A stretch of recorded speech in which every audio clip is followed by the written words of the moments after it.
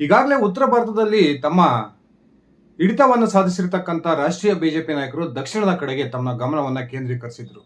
ಅದರಲ್ಲೂ ಕೂಡ ಕರ್ನಾಟಕ, ತೆಲಂಗಾಣ, ಆಂಧ್ರ ಪ್ರದೇಶ ಮತ್ತು ತಮಿಳುನಾಡಿನಲ್ಲಿ ತಮ್ಮ ಪಕ್ಷದ ವಿಸ್ತರಣೆ ಮಾಡಬೇಕು, ಆ ಮೂಲಕ ದಕ್ಷಿಣ ಭಾರತವನ್ನು ಕೂಡ ತಮ್ಮ ಕೈವಶ ಮಾಡಿಕೊಳ್ಬೇಕು ಅನ್ನುವ ಲೆಕ್ಕಾಚಾರದಲ್ಲಿ ಬಿಜೆಪಿಯ ರಾಷ್ಟ್ರೀಯ ನಾಯಕರು ಅನೇಕ ಒಂದು ಪ್ರಯೋಗಗಳನ್ನ ಈ ದಕ್ಷಿಣ ಭಾರತದ ರಾಜ್ಯಗಳಲ್ಲಿ ಮಾಡ್ತಾ ಇದ್ರು. ಅದರಲ್ಲೂ ಕೂಡ ಈಗಾಗಲೇ ಕರ್ನಾಟಕದಲ್ಲಿ 2 ಬಾರಿ ಬಿಜೆಪಿ ಸರ್ಕಾರ ಅಧಿಕಾರಕ್ಕೆ ಬಂದಿದೆ. ಇನ್ನುಳಿದಿರ್ತಕ್ಕಂಥ ರಾಜ್ಯಗಳಲ್ಲೂ ಕೂಡ ಅಧಿಕಾರವನ್ನು ಸ್ಥಾಪನೆ ಮಾಡಬೇಕು. ಆ ಮೂಲಕ ಉತ್ತರದಂತೆ ದಕ್ಷಿಣದಲ್ಲೂ ಕೂಡ ಬಿಜೆಪಿಯ ಒಂದು ನೆಲೆಯನ್ನ ಊರಿಸಬೇಕು ಅನ್ನುವ ಪ್ರಯತ್ನಕ್ಕೆ ರಾಷ್ಟ್ರೀಯ ಬಿಜೆಪಿ ನಾಯಕರು ಕೈ ಹಾಕಿದರು. ಒಂದ್ ಕಡೆ ತಮಿಳುನಾಡಿನಲ್ಲಿ ಒಬ್ಬ ಕಟ್ಟರ್ ಹಿಂದುತ್ವವಾದಿ ಮಾಜಿ IPS ಅಧಿಕಾರಿಯಾಗಿರ್ತಕ್ಕಂಥ ಅಣ್ಣಾಮಲೈ ಅವರ ನೇತೃತ್ವದಲ್ಲಿ ಪಕ್ಷ ಸಂಘಟನೆಗೆ ಬಿಜೆಪಿಯ ರಾಷ್ಟ್ರೀಯ ನಾಯಕರು ಒತ್ತನ್ನ ಕೊಟ್ಟಿದ್ರು. 2019 ಲೋಕಸಭಾ ಚುನಾವಣೆಯ ವೇಳೆಗೆ ತಮಿಳುನಾಡಿನಲ್ಲಿ 3% ಬಿಜೆಪಿಯ ವೋಟ್ ಶೇರಿಂಗ್ 2024 ಚುನಾವಣೆಯ ಹೊತ್ತಿಗೆ 11% ಏರಿಕೆ ಆಗೋದಿಕ್ಕೆ ಪ್ರಮುಖವಾಗಿ ಅಣ್ಣಾಮಲೈ ಕಾರಣ ಆಗಿದ್ರು. ಆದ್ರೆ ಇದೀಗ ಅದೇ ಅಣ್ಣಾಮಲೈ ಬಿಜೆಪಿಯ ರಾಷ್ಟ್ರೀಯ ನಾಯಕರಿಗೆ ಬಹುದೊಡ್ಡ ಒಂದು ಶಾಕ್ ಅನ್ನ ಕೊಡ್ತಾರೆ ಅನ್ನುವ ಸುದ್ದಿಗಳು ತಮಿಳುನಾಡು ಮೂಲಗಳಿಂದ ಬರ್ತಾ ಇದ್ದಾವೆ. ಹೌದು ಸ್ನೇಹಿತರೆ, ಇತ್ತೀಚೆಗೆ ಬಿಜೆಪಿಯ ನಾಯಕರೊಂದಿಗೆ ಅಂತರವನ್ನ ಕಾಯ್ದುಕೊಂಡಿರ್ತಕ್ಕಂಥ ಅಣ್ಣಾಮಲೈ ಬಹುದೊಡ್ಡ ರಾಜಕೀಯ ನಿರ್ಧಾರಕ್ಕೆ ಬಂದಿದ್ದಾರೆ. ಆ ಮೂಲಕ ತಮಿಳುನಾಡಿನಲ್ಲಿ ಹೊಸ ರಾಜಕೀಯ ಪಕ್ಷವನ್ನ ಸ್ಥಾಪನೆ ಮಾಡ್ತಾರೆ ಅನ್ನುವ ಒಂದು ಸುದ್ದಿಗಳು ಈಗ ತಮಿಳುನಾಡಿನ ರಾಜಕೀಯದಲ್ಲಿ ದೊಡ್ಡ ಬಿರುಗಾಳಿಯನ್ನ ಎಬ್ಬಿಸಿದವೆ. ಇತ್ತೀಚಿನವರೆಗೂ ಕೂಡ ಪಕ್ಷ ಸಂಘಟನೆಗೆ ಪಕ್ಷವನ್ನ ತಳಮಟ್ಟದಿಂದ ಕಟ್ಟೋದಿಕ್ಕೆ ಸಾಕಷ್ಟು ಪ್ರಯತ್ನವನ್ನ ಮಾಡಿದ್ದಂತಹ ಅಣ್ಣಾಮಲೈ ಯಾಕೆ ಈ ನಿರ್ಧಾರಕ್ಕೆ ಬಂದ್ರು? ಬಿಜೆಪಿಯ ರಾಷ್ಟ್ರೀಯ ನಾಯಕರು ಹಾಗೂ ಅಣ್ಣಾಮಲೈನವರ ನಡುವಿನ ಈ ಭಿನ್ನಾಭಿಪ್ರಾಯಕ್ಕೆ ಪ್ರಮುಖ ಕಾರಣ ಏನು? ಇದು ಅತ್ಯಂತ ದೊಡ್ಡ ಚರ್ಚೆ ಆಗ್ತಿರ್ತಕ್ಕಂಥ ವಿಚಾರ. ಸ್ನೇಹಿತರೆ, ಇದೀಗ ಅಣ್ಣಾಮಲೈ ವಿಚಾರಕ್ಕೆ ಸಂಬಂಧಪಟ್ಟಂತೆ ಯಾವೆಲ್ಲ ಬೆಳವಣಿಗೆಗಳು ತಮಿಳುನಾಡಿನಲ್ಲಿ ನಡೀತಿದ್ದಾವೆ, ನಿಜಕ್ಕೂ ಅಣ್ಣಾಮಲೈ ಬಿಜೆಪಿ ನಾಯಕರಿಂದ ಅಂತರವನ್ನ ಕಾಯ್ದುಕೊಂಡಿರೋದಕ್ಕೆ ಒಂದ್ಸರಿ ವಿವರಿಸ್ತಾ ಹೋಗ್ತೀನಿ. ಅದಕ್ಕಿಂತ ಮುಂಚೆ ನೀವಿನ್ನು ನನ್ನ ಇಟ್ಗೆ ಹೇಮಂತ್ ಯೂಟ್ಯೂಬ್ ಚಾನಲ್ಗೆ ಸಬ್ಸ್ಕ್ರೈಬ್ ಮಾಡ್ಕೊಂಡಿಲ್ಲ ಅಂದ್ರೆ ದಯವಿಟ್ಟು ಸಬ್ಸ್ಕ್ರೈಬ್ ಮಾಡಿಕೊಂಡು ಬೆಲ್ ಬಟನ್ನ ಕ್ಲಿಕ್ ಮಾಡಿ. ನಾನು ಕೊಡ್ತಕ್ಕಂಥ ಮಾಹಿತಿ ನಿಮ್ಗೆ ಇಷ್ಟ ಆಗಿದ್ರೆ ಈ ವಿಡಿಯೋಗೆ ಲೈಕ್ ಮಾಡಿ, ಶೇರ್ ಮಾಡಿ, ಕಮೆಂಟ್ ಮಾಡಿ. ಸ್ನೇಹಿತರೆ, 2021 ಹೊತ್ತಿಗೆ ತಮಿಳುನಾಡಿನ ಬಿಜೆಪಿ ಅಧ್ಯಕ್ಷರಾಗಿ ಆಯ್ಕೆಗೊಂಡಿದ್ದಂತಹ ಅಣ್ಣಾಮಲೈ 2019ರಲ್ಲಿ 3% ಬಿಜೆಪಿಯ ವೋಟ್ ಶೇರಿಂಗ್ ಅನ್ನ 2024 ಲೋಕಸಭಾ ಚುನಾವಣೆಯ ವೇಳೆಗೆ 11% ವೋಟ್ ಶೇರಿಂಗ್ ಬರೋದಕ್ಕೆ ಪ್ರಮುಖ ಕಾರಣ ಆಗಿದ್ರು. ಆದರೂ ಕೂಡ ತಮಿಳುನಾಡಿನಲ್ಲಿ ಯಾವುದೇ ಒಂದು ಸೀಟನ್ನು ಗಳಿಸೋದ್ರಲ್ಲಿ ಬಿಜೆಪಿ ವಿಫಲವಾಗಿತ್ತು. ಅದಾದ ನಂತರ ಅಣ್ಣಾಮಲೈ ಯಾವಾಗ ಒಂದೇ ಒಂದು ಸೀಟನ್ನು ಗೆಲ್ಲೋದಕ್ಕೆ ಸಾಧ್ಯವಾಗಲಿಲ್ವೋ ಬಿಜೆಪಿಯ ರಾಷ್ಟ್ರೀಯ ನಾಯಕರು ತಮಿಳುನಾಡು ಬಿಜೆಪಿಯ ವಿಚಾರಕ್ಕೆ ಸಂಬಂಧಪಟ್ಟಂತೆ ಪ್ರಮುಖವಾದ ನಿರ್ಧಾರವನ್ನ ತೆಗೆದುಕೊಂಡ್ರು.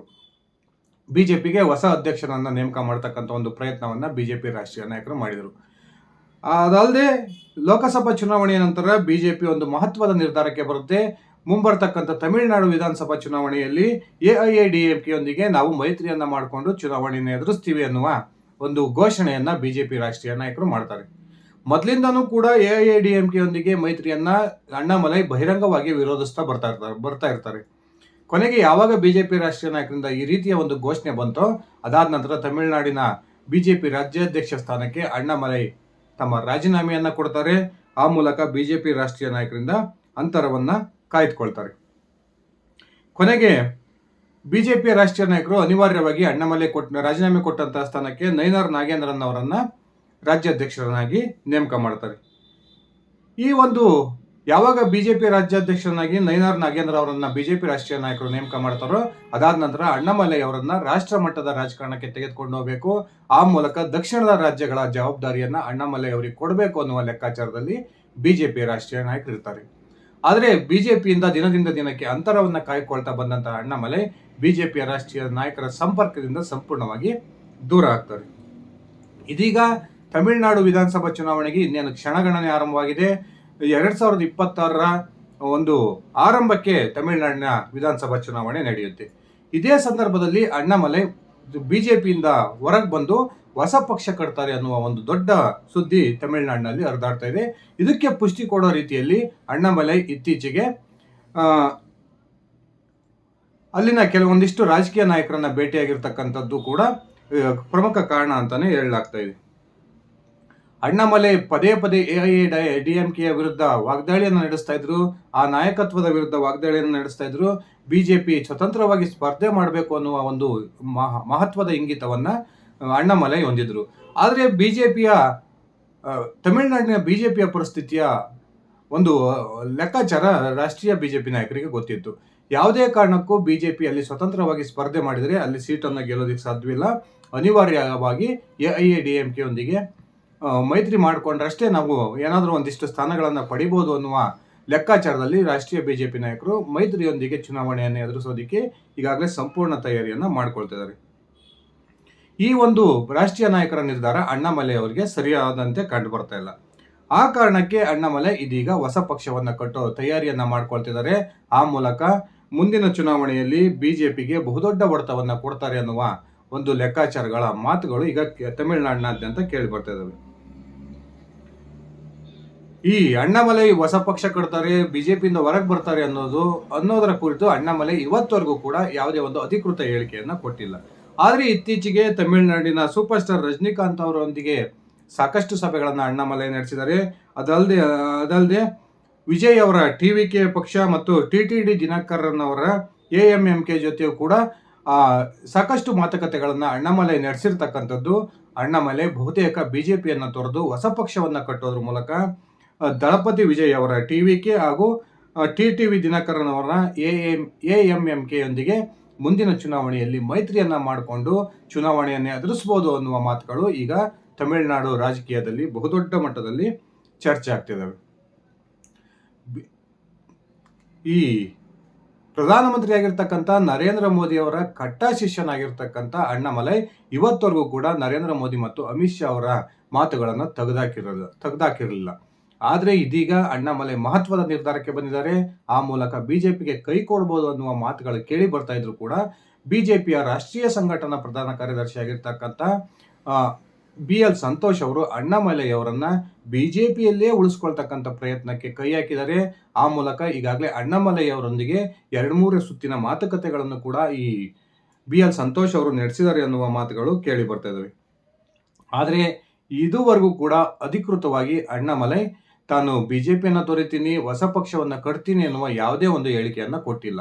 ಆದರೆ ಅಣ್ಣಾಮಲೈ ಇತ್ತೀಚೆಗೆ ಪದೇ ಪದೇ ರಜನಿಕಾಂತ್ ಅವರನ್ನ ಭೇಟಿ ಆಗ್ತಾ ಇರ್ತಕ್ಕಂಥದ್ದು, TTV ದಿನಕರ್ ಅವರೊಂದಿಗೆ ಸಭೆಯನ್ನ ನಡೆಸ್ತಾ ಇರ್ತಕ್ಕಂಥದ್ದು, ಮತ್ತೆ TVKಯ ದಳಪತಿ ವಿಜಯ್ ಅವರೊಂದಿಗೆ ಸಂಪರ್ಕದಲ್ಲಿರ್ತಕ್ಕಂಥದ್ದು ಈ ಅಣ್ಣಾಮಲೈ ಅವರ ಕುರಿತು ಈ ಒಂದು ಊಹಾಪೋಹಗಳಿಗೆ ಕಾರಣ ಆಗಿದೆ. ಇನ್ನೊಂದು ಕಡೆ ಒಂದು ವೇಳೆ ಅಣ್ಣಾಮಲೈ ಏನಾದರೂ ಹೊಸ ಪಕ್ಷವನ್ನ ಕಟ್ಟಿದರೆ ಅದು ಕರ್ನಾಟಕದಲ್ಲೂ ಕೂಡ ಬಹುದೊಡ್ಡ ಎಫೆಕ್ಟ್ ಅನ್ನ ಮಾಡಬಹುದು ಅನ್ನುವ ಲೆಕ್ಕಾಚಾರಗಳು ಕೇಳಿ ಬರ್ತಾ ಇದ್ದು, ಇಲ್ಲಿ ಕರ್ನಾಟಕದಲ್ಲಿ ಏನು ಬಸನಗೌಡ ಪಾಟೀಲ್ ಯತ್ನಾಳ್, ಪ್ರತಾಪ್ ಸಿಂಹ ಅವರ ನೇತೃತ್ವದಲ್ಲಿ ಒಂದು ಹೊಸ ಪಕ್ಷ ಸ್ಥಾಪನೆ ಆಗುತ್ತೆ ಅನ್ನುವ ಲೆಕ್ಕಾಚಾರಗಳು ನಡೀತಾ ಇದ್ದಾವೆ. ಇದೇ ಸಂದರ್ಭದಲ್ಲಿ ತಮಿಳುನಾಡಿನಲ್ಲಿ ಅಣ್ಣಾಮಲೈ ಹೊಸ ಪಕ್ಷವನ್ನೇನಾದರೂ ಕಟ್ಟಿದರೆ ಈ ಕರ್ನಾಟಕದ ಭಿನ್ನಮತೀಯ ನಾಯಕರೊಂದಿಗೆ ಅಣ್ಣಾಮಲೈ ಕೈ ಜೋಡಿಸಬಹುದು. ಆ ಮೂಲಕ ತಮಿಳುನಾಡು ಮತ್ತು ಕರ್ನಾಟಕದ ಎರಡೂ ರಾಜ್ಯಗಳ ರಾಜಕೀಯ ವಲಯದಲ್ಲಿ ಬಹುದೊಡ್ಡ ಸಂಚಲನ ಆಗ್ಬೋದು ಅನ್ನುವ ಲೆಕ್ಕಾಚಾರಗಳು ಕೇಳಿ ಬರ್ತಾ ಇದ್ದಾವೆ. ಕಾದ್ ನೋಡೋಣ ಸ್ನೇಹಿತರೆ. ಇನ್ನು ಹೊಸ ಪಕ್ಷ ಸ್ಥಾಪನೆ ಬಗ್ಗೆ ಅಣ್ಣಾಮಲೈ ಯಾವುದೇ ರೀತಿ ಅಧಿಕೃತ ಹೇಳಿಕೆಯನ್ನು ಕೊಟ್ಟಿಲ್ಲ.